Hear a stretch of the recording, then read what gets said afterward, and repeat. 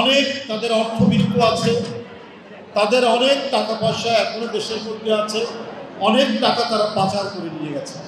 সেই টাকাগুলো খরচ করছে বাংলাদেশে নানাভাবে নাশকতামূলক কাজ, নানাভাবে তারা অন্তর্ঘাত তৈরি করার চেষ্টা করছে। কিন্তু এই দেশের মানুষের যে প্রাণের যে শক্তি, এই শক্তি অফুরন্ত। এই শক্তির কাছে সকল নাশকতাকারী চক্রান্ত ভেসে গেছে, কেউ কিছু করতে পারবে না। আজকে আমার বিস্ময়কর মনে হয় যে আজকে কেন আমাদের পার্শ্ববর্তী দেশে এই ধরনের একজন পরাজিত মানুষকে সেখানে আশ্রয় দেওয়া হয়েছে। কেন যে শিশুর রক্তপাত করতে দ্বিধা করেনি, যে কিশোরের রক্তপাত করতে দ্বিধা করেনি, যে তরুণের বুকে গুলি চালাতে দ্বিধা করেনি, আজকে তাকে কেন আশ্রয় দেওয়া হচ্ছে? কেন তাকে প্রতিষ্ঠা করার জন্য নানা বয়ান তৈরি করা হচ্ছে? আজকে এই প্রশ্ন সবার মুখে মুখে, এই প্রশ্ন সবার কাছে। বাংলাদেশের হিন্দু মুসলমান, বৌদ্ধ খ্রিস্টান একযোগে আমরা ৭১ সালে লড়াই করেছি না? আমরা পাকিস্তান হানাদার বাহিনীকে প্রতিহত করেছি।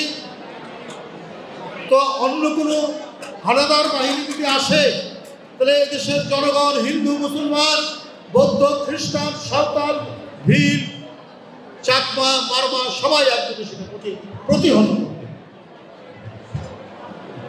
এটা আমাদের অঙ্গীকার, এটা বাংলাদেশের মানুষের অঙ্গীকার।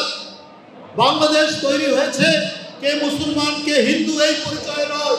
বাংলাদেশ তৈরি হয়েছে এই সীমানার মধ্যে যে জনগোষ্ঠী বাস করে, তার ধর্মীয় পরিচয় যাই হোক, সে মুসলমান হোক, হিন্দু হোক, বৌদ্ধ হোক, খ্রিস্টান হোক, সে তার দেশকে ভালোবাসে, দেশের মানচিত্রকে ভালোবাসে, দেশের প্রতিটি জনগোষ্ঠীকে ভালোবাসে।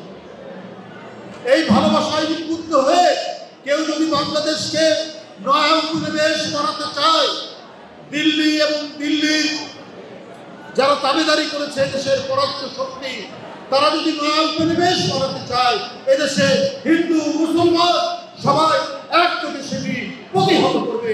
এটা কি কোনো উপনিবেশ করাতে দেবে না। আজকে এই মহিমান্বিত দুর্গা পূজায় এটা আমাদের প্রত্যেকেরই অঙ্গীকার যে দেবী দুর্গা প্রতি বছর আসেন বার্তা নিয়ে, কিন্তু মূল বার্তা কি?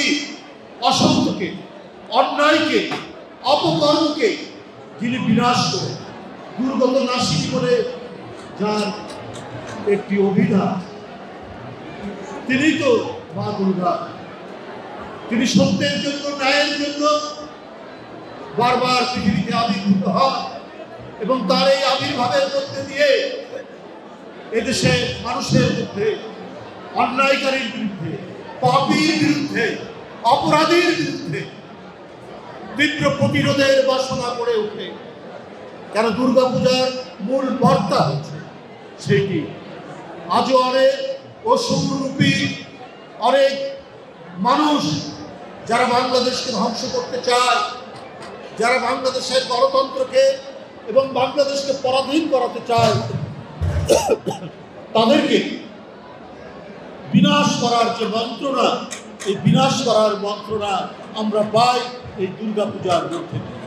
দেবী দুর্গার যে বাণী, সেই বাণীর মধ্যে দিয়ে, সেই বাণী শুধুমাত্র হিন্দু ধর্ম সম্প্রদায়ের বাণী নয়, দেবীর বাণী সমগ্র মানব জাতির বাণী।